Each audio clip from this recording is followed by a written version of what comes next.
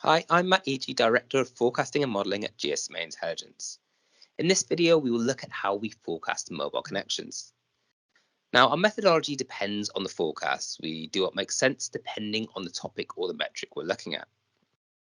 Looking at mobile specifically, total connections are a function of the number of people that use mobile services and the number of connections that each one of these people have. So for this, we look at the total population and its breakdown by age.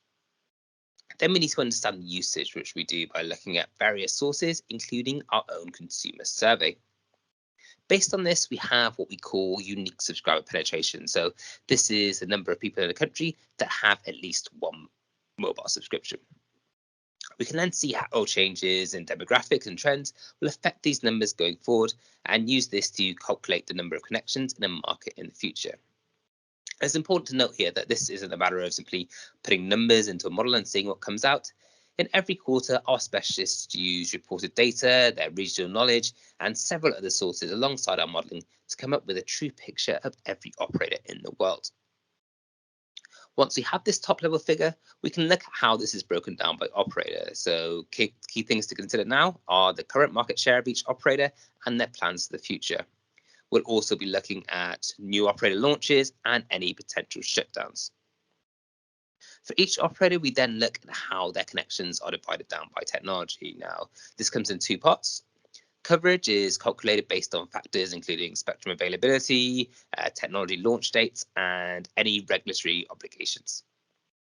We can then forecast the number of people with coverage that are able to use 5G, 4G, and 3G by looking at their utilization of HSPA, LTE, 5G, and any of the smaller technologies.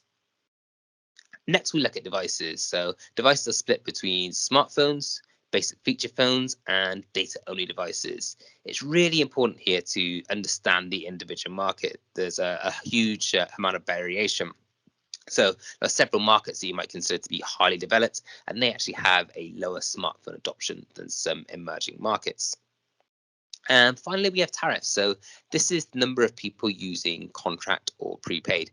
Now, this varies tremendously from operator to operator, with several MNOs offering either 100% prepaid or 100% contract, but most having a mixture between the two. Now, this metric is really key when it comes to looking at the financials, which we will do in a future video. If you have any questions about anything I've spoken about today, then please don't hesitate to get in touch. Thank you very much for listening.